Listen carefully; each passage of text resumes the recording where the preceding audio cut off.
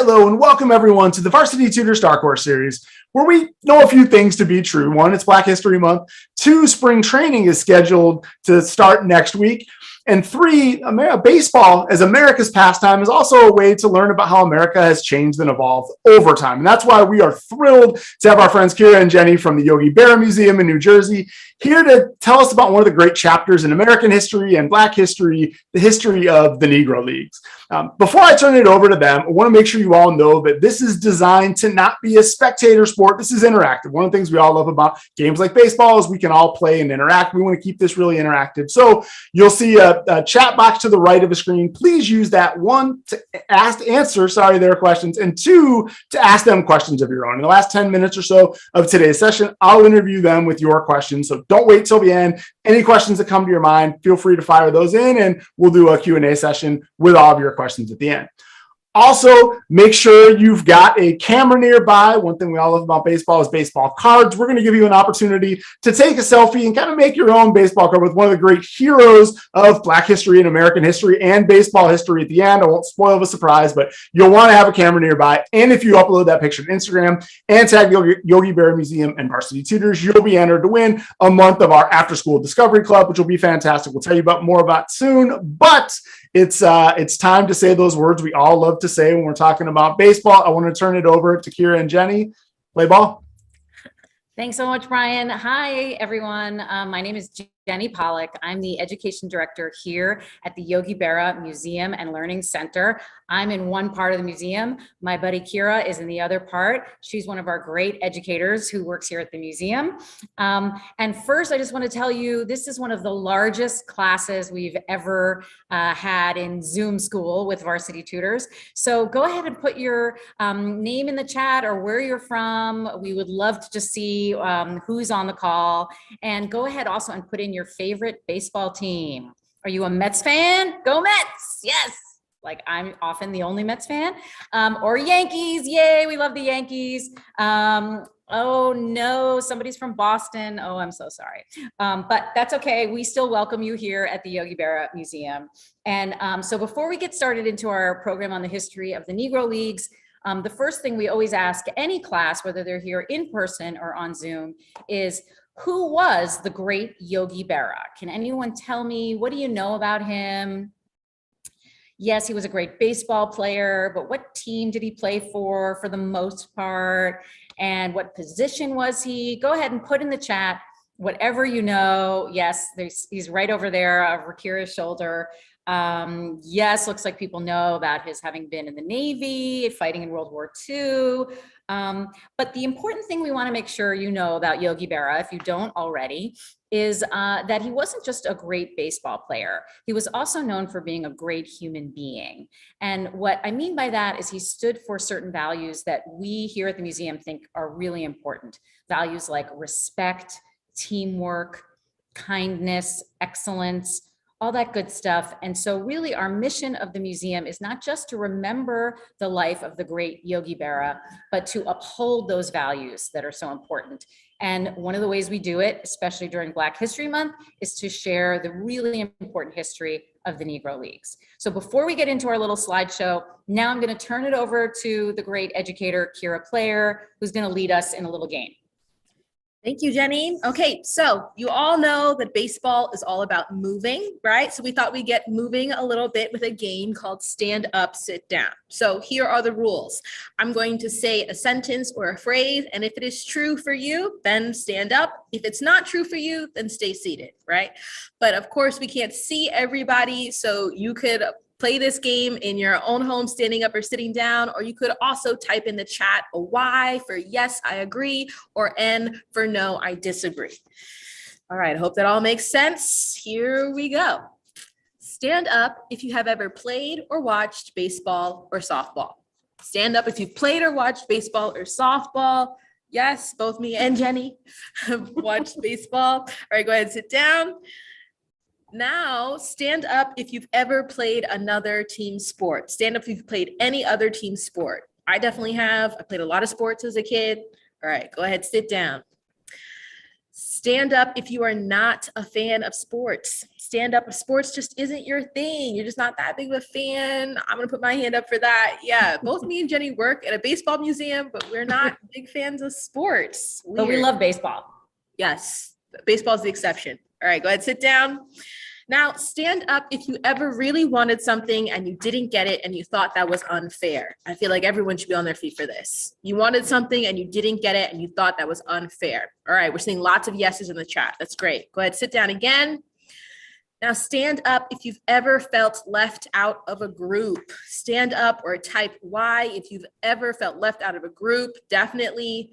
Now you guys are all part of the group of people that have been left out. That's awesome. Go ahead, sit down again.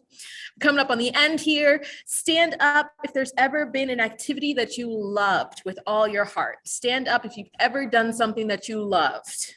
Awesome. We love to see so many passionate people. Lots of yeses in the chat. Go ahead, sit down again. Last question for everyone. Stand up if you've ever felt proud of something that you worked really hard on. Stand up if you've ever been proud of your work. Definitely. That's amazing. Love to see so many yeses. Go ahead, sit down again. All right, that's the end of our game there. We play this not to just get our bodies moving, but also because we think these statements reflect a bit of what the Negro League's experience might have been like, which is why we ask things like, have you ever been left out? Were you proud of your work? It's a bit of what we think their experience might have been like. So now we're going to start our slideshow and I'm going to turn it back to Jenny. Okay, so welcome to the birth and the growth of the Negro Leagues. So go ahead and put in the chat, who is this incredibly famous person? Give you like half a second here because pretty much all of you probably know who this is. Yes, of course, this is Jackie Robinson. And can anyone tell me, put in the chat if you know why he's important? What is Jackie Robinson known for? How did he change history? So often we teach this class to younger kids, and they often think that Jackie Robinson was the first Black baseball player. But in fact, that is not true.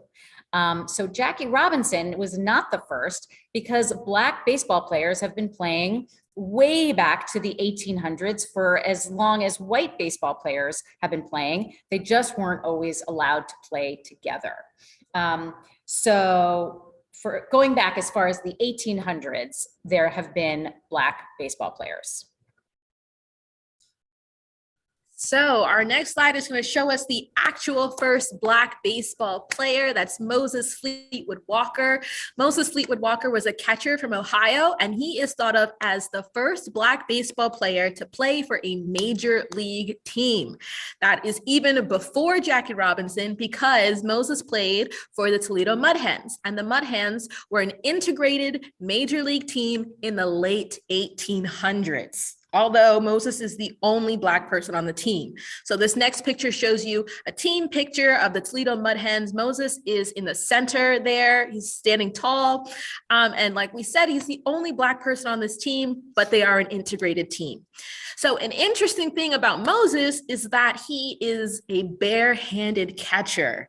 Go ahead, type in the chat for me. What does that mean to be a bare-handed catcher? We're looking to see. Awesome. We got it on our first try. A barehanded catcher means that you don't have a glove. And that's the thing, though, is that in the time when Moses was a pitcher, that most pitchers were barehanded catchers, right? This is sort of before the invention of the catcher's mitt. So catchers are breaking their fingers, their palms are bleeding. I mean, just try imagining catching a fastball at like 90 miles an hour. So they had to constantly switch out catchers during a game. So our next slide shows us a picture of a team in 1887 called the Syracuse Stars. So this is a team picture of the Syracuse Stars, but it's unlike team photos that we're used to seeing, right? Even unlike the one from the slide before. We're used to seeing pictures where everyone's in the photo together, their arms around each other. Here in this team photo, everyone's in their individual boxes, right? Separate portraits. And that's because two of the white team members on this team refused to be photographed with R. Higgins. He's the only Black person on the team. He's in the bottom left corner there. And again, this is an integrated team, but 2 of the white team members refused to be photographed with a Black person. And we believe that this is the beginnings of segregated baseball, and it is directly connected to the Jim Crow era. So type in the chat for us, who knows what that is? What is the Jim Crow era? What are Jim Crow laws? You can give us some examples if you're familiar. What does that mean, Jim Crow? Go ahead, type in the chat what we're seeing, what we're thinking. And while you're writing what you know about the Jim Crow era, the next slideshow is going to show you some examples of what that looks like. So yes, it looks like some of you have studied this time period. Jim Crow laws enforced racial segregation. So the examples on the slideshow are showing you how Jim Crow laws made life extremely difficult for African Americans, right? The separate water fountains, the separate bathrooms. The other part of Jim Crow that we can't ignore, however, is that it also made life incredibly dangerous and violent for Black people, because Jim Crow laws allowed things like lynchings to occur, right? So this kind of violence took place predominantly in the South, and it made the South incredibly dangerous. And if there are any students on the call who don't know what lynching means, we define it as a brutal form of killing Black people by a group or a mob in the name of administering justice. So these killings took place without legal permission or a trial, and often there was no given reason at all. So like I said, it was a very scary time. Okay, so getting back to baseball, there was something called the Gentleman's Agreement, which was an unofficial Jim Crow law. And I'll just read it to you really quick here. It's an unofficial Jim Crow law dating as far back as 1871 that Black and white professional baseball players were not allowed to play baseball together. So like many other Jim Crow restrictions, this wasn't actually written down anywhere as a law, but all of the white team owners, the baseball team owners, strictly adhered to it. And it's important to note here the mild-mannered language of the words gentleman's agreement. Excuse me. That it sounds nice, like, right, a gentleman is a nice thing, but in fact, it's really a form of white supremacy and structural racism. And it just kept Black players out of baseball. Okay, so moving on to our map here, we often ask students, put in the chat, what country is this? This is not a trick question. It's just a weird form of our country. That's right, people are putting in the chat. It's the United States, of course, really old map from 1900. And what do we call this region that's like dark gray in the lower right corner? We ask students that. Put that in the chat if you know. What do we call that region? That's right, we call it the South. And so those of you who have studied the forced enslavement of Black people, starting way back in 1619, before our country was even a nation, you know that the role of Black slaves drove the economy on Southern plantations. And even after slavery was abolished, a majority of African Americans remained living in the South. Starting around 1915, however, in part because the South was so violent and dangerous for Black people, but also because there were more job opportunities elsewhere in other parts of the country, many thousands and thousands of Black Americans started to move out. Now, if you know what this big move was called in our history, go ahead and put that in the chat. Let's see how good your history knowledge is. And we'll take a look at the next slide, which will tell us that, of course, this was referred to as the Great Migration, also known as the African American Migration, started roughly around 1915 up through 1970. And you can see from these green octopus-looking arms here on this map that it shows you the many, many people who moved out of the South and to the North and to the West. And just a little trivia about the great Jackie Robinson. He came from a small town in Georgia called Cairo, Georgia. And when he was 4 years old, his family moved from Georgia all the way to the West to Pasadena, right near Los Angeles in California. And maybe you also know more Jackie trivia. He went to UCLA for college, where he was an all-around great athlete. We always think of him as a baseball player, but of course he was also great at track and football and basketball. So he wasn't just a great baseball player. Okay. Take it away, Kira. Next, this is a map that shows you where the Negro League teams popped up between 1920 and 1949. So each of those teams is represented by the red star that you see on this map. So if we're thinking back to that migration map that we saw on the slide before, it makes sense, right, that there are so many Negro League teams in these northern cities, because we know Black people are leaving the South, they're moving north, and where they settle down and make roots, they also are making baseball teams. So we always like to point out with pride, of course, that the New York, New Jersey, and Pennsylvania area. So this shows that this is not just baseball history. It's not just American history. It's our history, right? This is a part of our foundation here in New Jersey. And of course, if you guys are joining us from other states, maybe you can see a city close to you or a team in a state close to you. So that is also part of your state history. Okay, so who is the person who got all of these teams organized?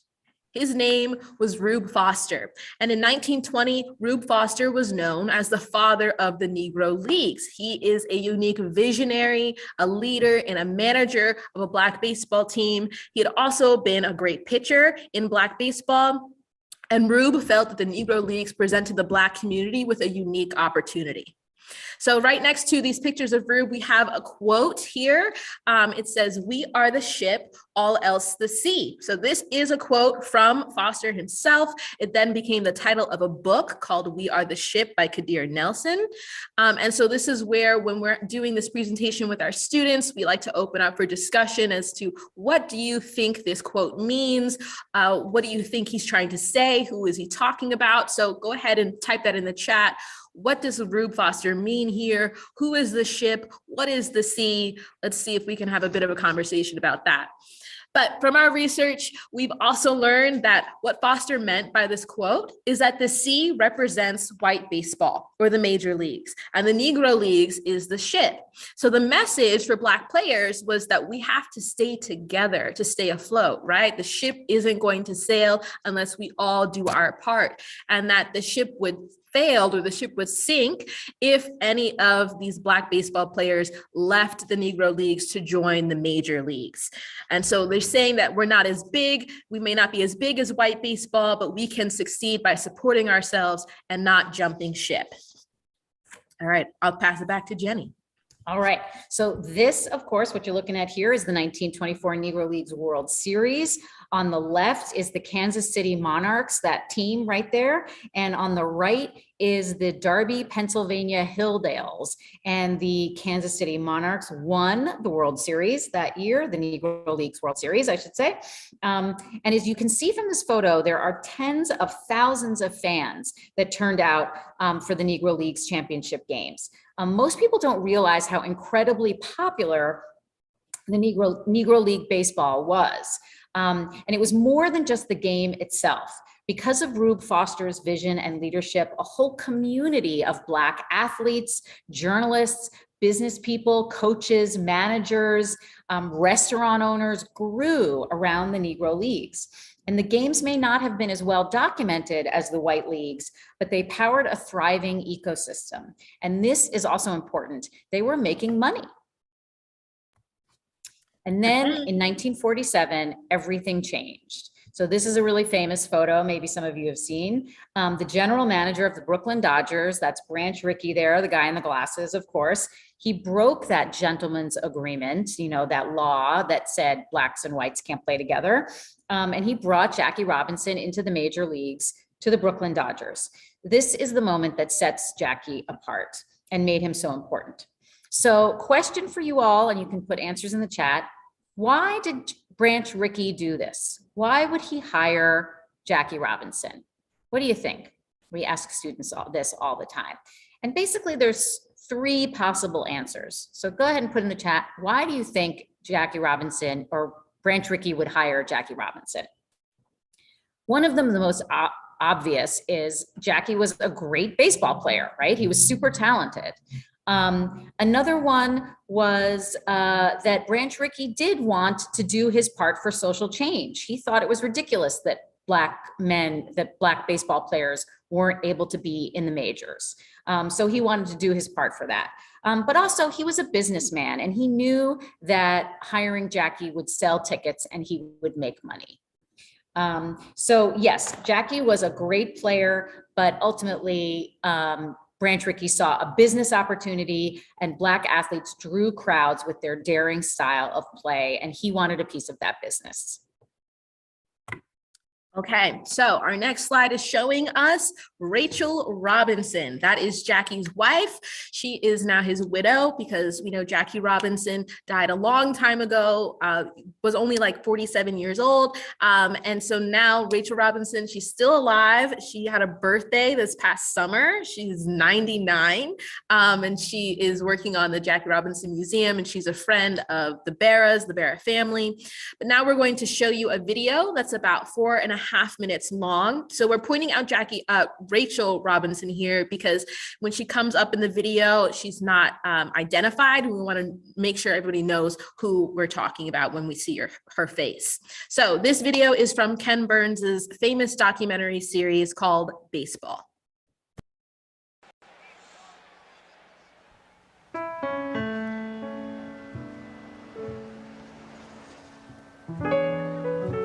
History was made here Tuesday afternoon in Brooklyn's flag-bedecked Ebbets Field when smiling Jackie Robinson trotted out on the green-swept diamond with the rest of his Dodger teammates. No less than 15 photographers surrounded Robinson before the game and clicked his picture from every position imaginable. Pittsburgh Courier. On April 15th, 1947, at Ebbets Field in Flatbush, in the borough of Brooklyn in New York City, the Brooklyn Dodgers faced the Boston Braves. It was opening day, and for the first time in modern Major League history, a black man, Jack Roosevelt Robinson, was starting the game at first base. There were 26,623 fans in the stands, more than half of them black, come to see Jackie Robinson.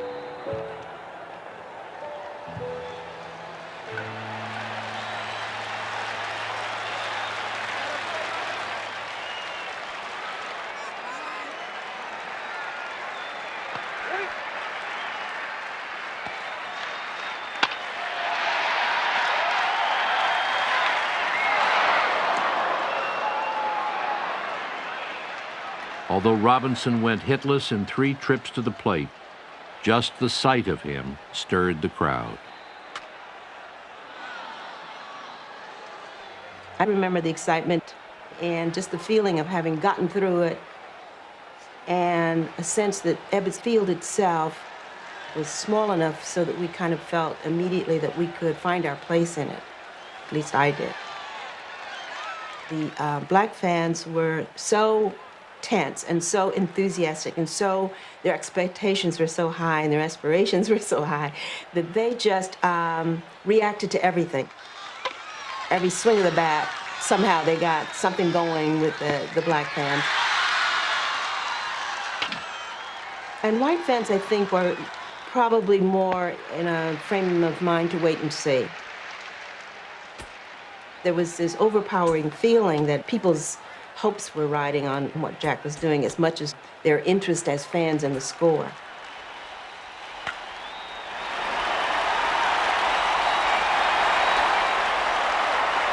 The Dodgers won that day 5-3.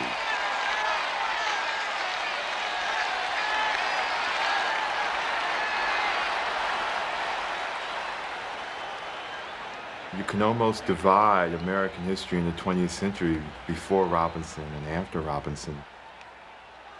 America was defined by baseball. This was our national game. So the drama of this moment of Robinson coming in is enormous because of the game being tied to the national character. In some way, the game being tied with America's sense of its mission and its destiny.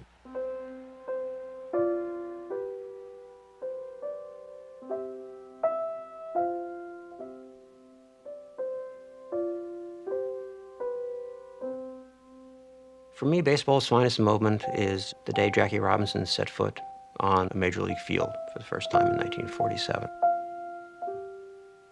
I'm most proud to be an American, most proud to be a baseball fan. When baseball has led America rather than followed it.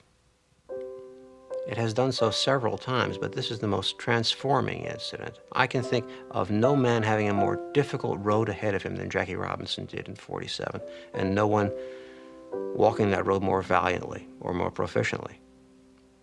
I would say that Jackie Robinson is my great hero among baseball players, and he's my great hero as an American.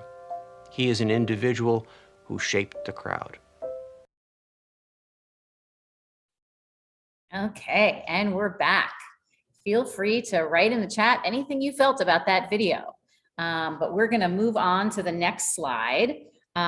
Everyone, of course, has heard of Jackie Robinson, but we also want to introduce you to some of the other great players. So, of course, here we have Larry Doby on the left. He played for the Newark Eagles, one of the great teams of the Negro Leagues, and he was the second Black player to break into the major leagues, the first to play in the American leagues, joining the Cleveland Indians. And it was just 3 months after Jackie Robinson broke the color barrier.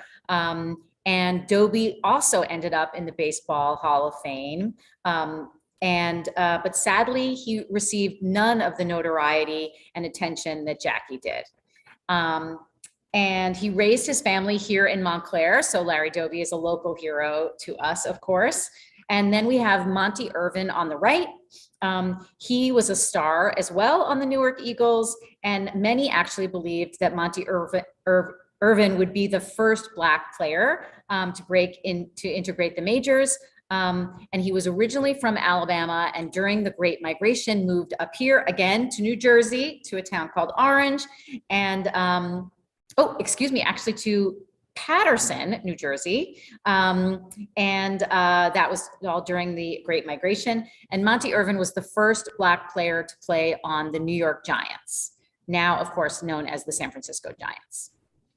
So it's also important to note the owners of the Newark Eagles were a Black married couple, Abe and Effa Manley. So Effa actually was in charge of the business operations of the Newark Eagles and worked tirelessly to improve the conditions for her teams. And which was not the case for most Negro Leagues baseball team owners, who were mostly white. They were not really interested in improving the conditions for their teams. She was very involved in the fight for social justice. She was known for being a fair boss and paying her players on time. Again, this is all unusual for the time and for other baseball team owners. Effa was elected to the Baseball Hall of Fame in February 2006, where she is still the only woman there. And this brings us to a common question that a lot of people have. Were there women in the Negro Leagues? And we know of 3 of them. So these 3 women were pictured here. It's Toni Stone on the far left here.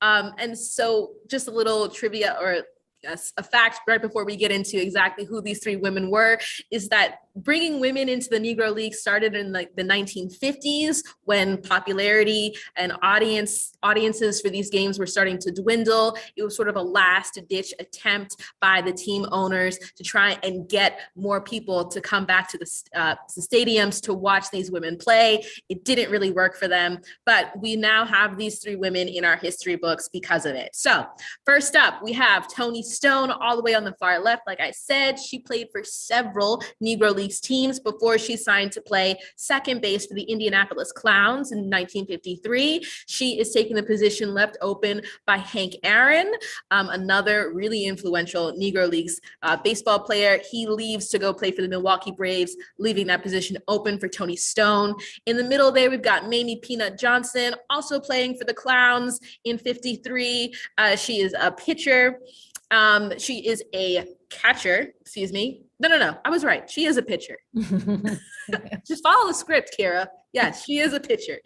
And then on the far right there, we've got Connie Morgan, who takes Tony Stone's position on second base when Tony leaves, also playing for the Clowns.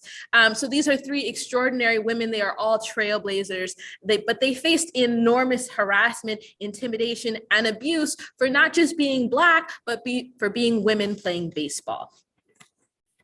So one of the last Negro League players to join the majors was this super famous guy, Elston Howard.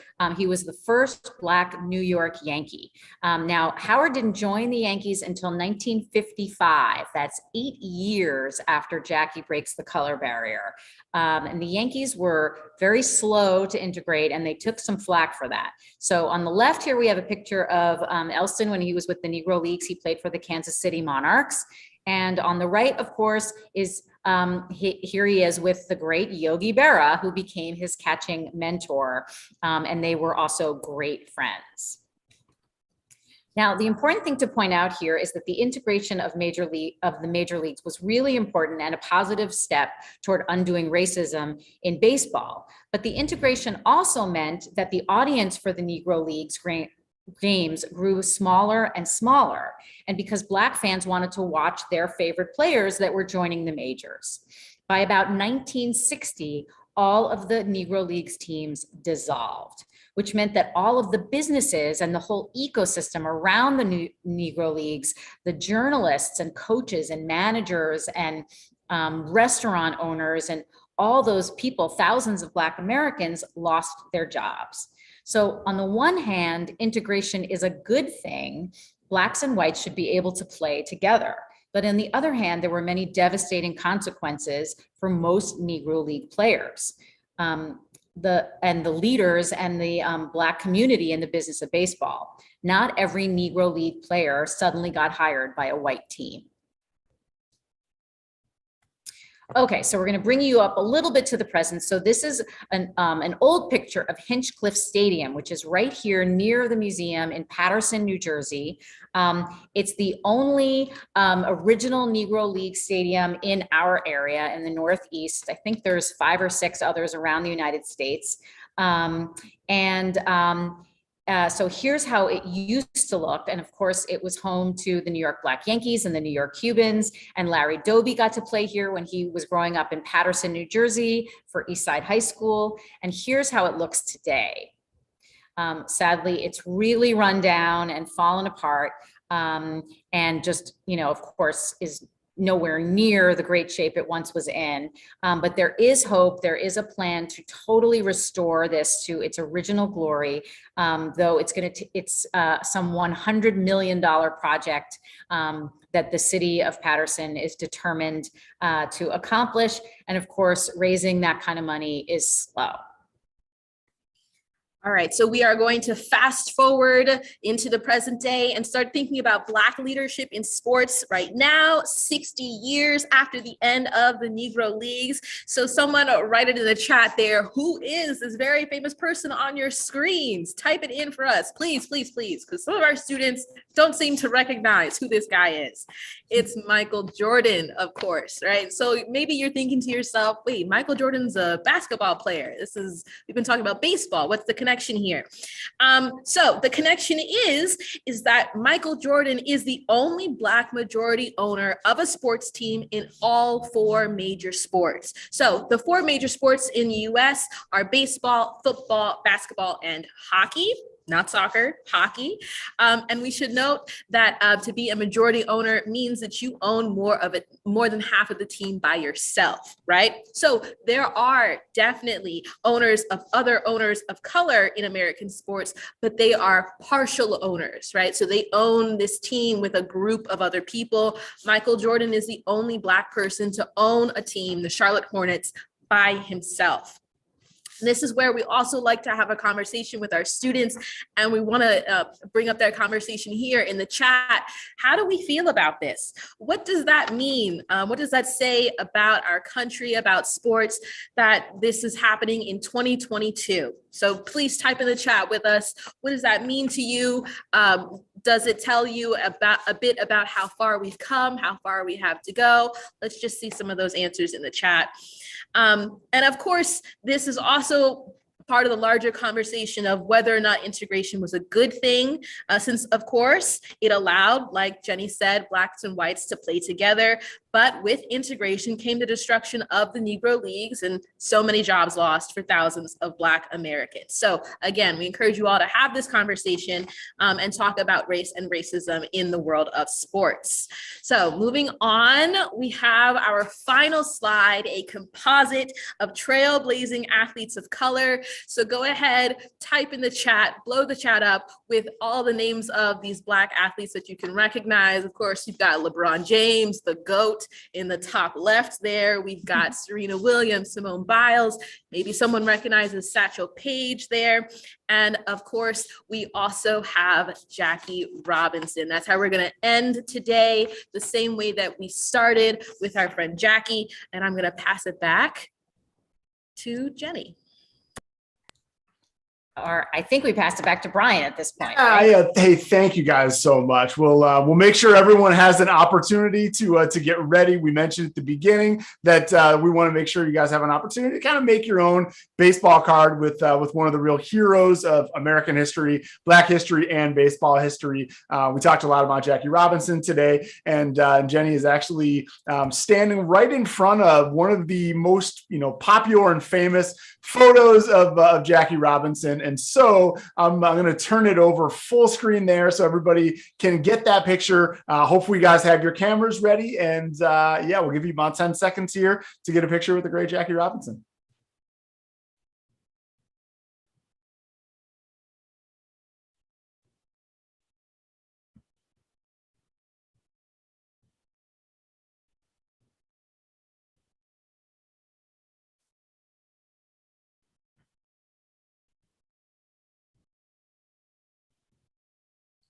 All right. Hopefully everybody got pictures that they can turn into their own baseball card or social media post. We'll have the official handles up here in just a second on our way out. But if you do upload that to Instagram and tag the Yogi Berra Museum and Varsity Tutors, you'll be entered to win a full month of After School Discovery Club with Varsity Tutors, where you can learn about all kinds of exciting topics, including some fun historical things and sports and everything in between. So now that brings us to, you guys have had some really amazing questions. We want to make sure we get answers for you. And as you've seen here, we've got just the team to get you all of those answers. I think one big one, as you talked about right there at the end, there's sort of that, good news, bad news of Jackie Robinson breaking the color barrier and sort of that meant for the most elite athletes in the Negro Leagues. They had a place to be able to play and prove that they belonged and really thrived there. But it also, hurt the business around the Negro Leagues.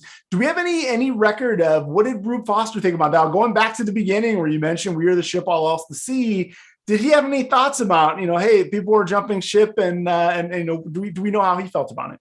He did. That's a great question, Brian. So from all the research we've done about Rube Foster, what I personally got to read was that his intention in creating the Negro Leagues in 1920 was really to just extend baseball so that at some point, all of these great Negro League teams would just seamlessly kind of join the majors, and that it wouldn't be that one player at a time would get plucked and join these white teams. That was never what he wanted. But as we know, change is slow, and he faced enormous difficulty and problems with dealing with white owners, and even just trying to find fields for his teams to play on.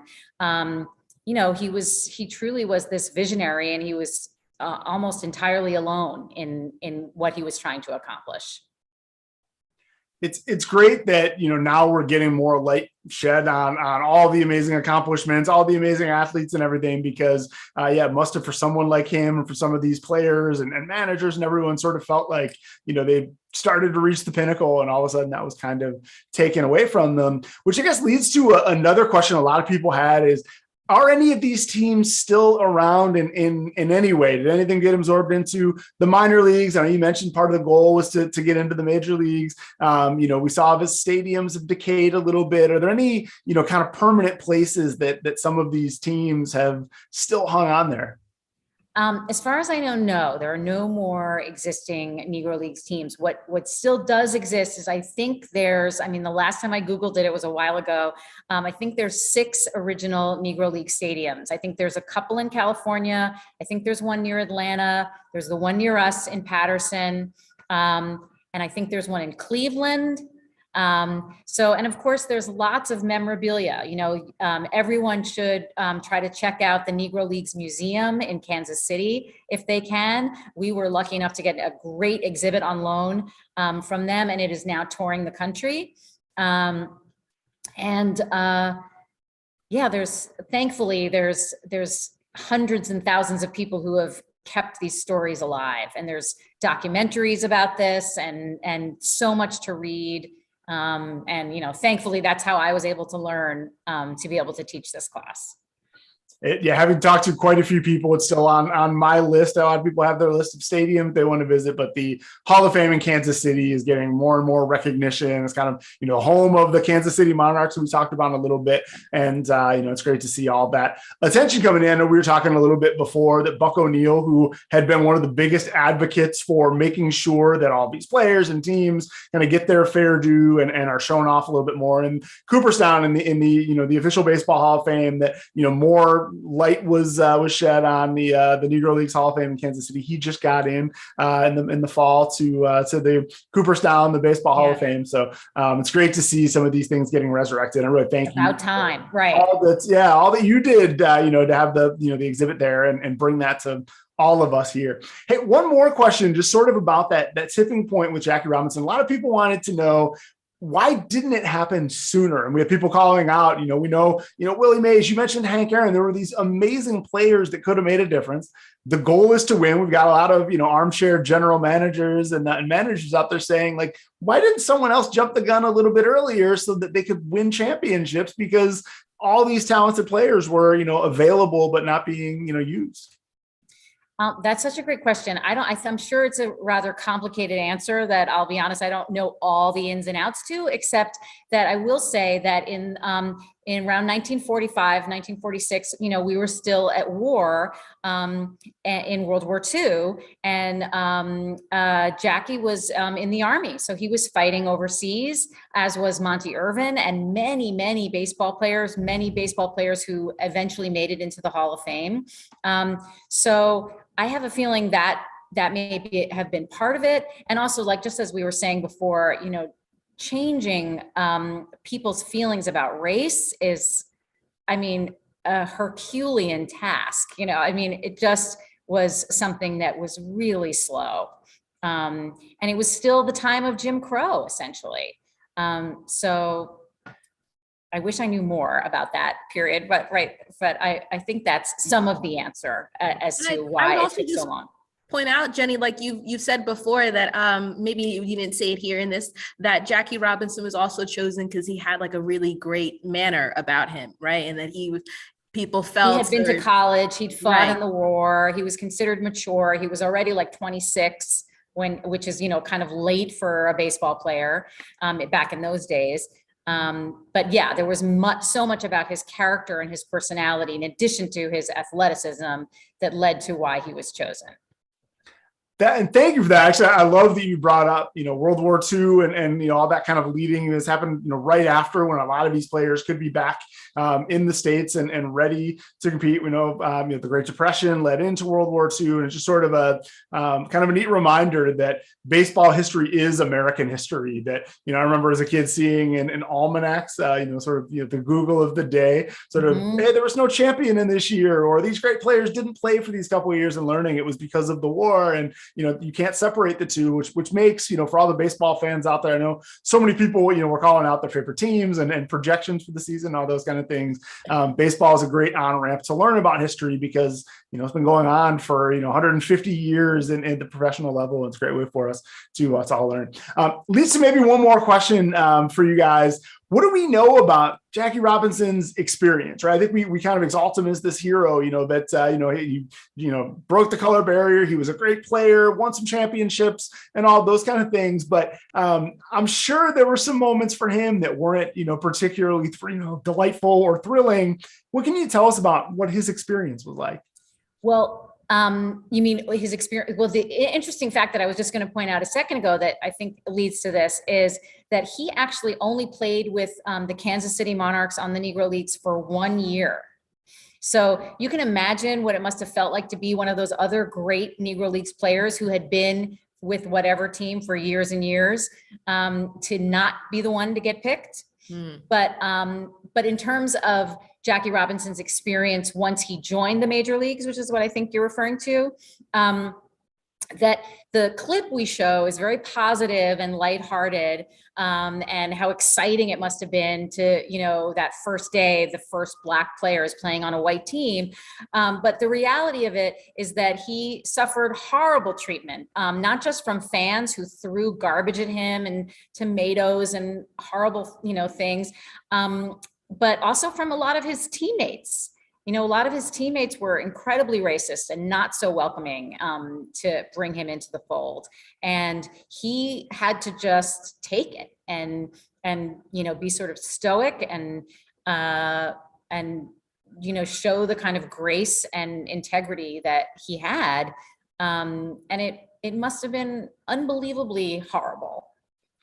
Yeah, and that's why I asked. A few people were commenting on that in here as well. Just sort of we show that clip that's so positive, but it doesn't show both sides. Yeah. Exactly. Yeah, knowing that it really took a very strong-willed person to be able to say, as the first person, we sort of talked about him versus Monty Irvin, and he is the first, gets all the credit, but he also had to be the one to take all the abuse. He was putting himself out there as the one person, changing. Like you said, change happens slowly and everything. So I think as we're about to hit the 75th anniversary of him breaking the color barrier, I think we kind of owe him that extra little bit of respect for it. It was not easy. And I think that's why he deserves, he's the only player whose number is retired in every stadium on every team, and very much deserved, which is another, I guess, sales pitch for make sure if you guys took those selfies, put those in a safe place and remember those, because that is, not just a great baseball player and Hall of Famer, but, not just an American hero, a worldwide hero. Two parting thoughts for everyone out there that came in. This has been just such a great group. Thank all of you for, all of your comments and questions and enthusiasm and all those kind of things. We do have someone here who is the great grandchild of Rufus Lewis, who played in the Negro League. So that was really, really cool to be able to see. And then someone pointed out Toni Stone, one of the female Negro League players that we saw here. Actually, the Google Doodle today, if you go to Google and learn a little bit more about these players, is about Toni Stone. So cool. All kinds of thanks to everyone for your contributions, like baseball education and learning about diversity and culture and all those things is a team sport. I'm thrilled to have had all of you here on our team today, everyone out there asking and answering questions. Kira and Jenny, thank you so much for all of your insight and putting all of this together. I think my last order of business for everyone here is we do want to see those baseball card selfies. So here are the official handles to tag if you get those up on Instagram for a chance to win. Thanks so much, everyone. Best of luck to your favorite teams this year. And if you're interested in more of these kind of topics, come back to Varsity Tutors. Our Black History Basics series continues tomorrow. That we're doing every Thursday, a class led by a former law professor at Howard University. All kinds of incredible ways to learn. We'll see everybody back here soon.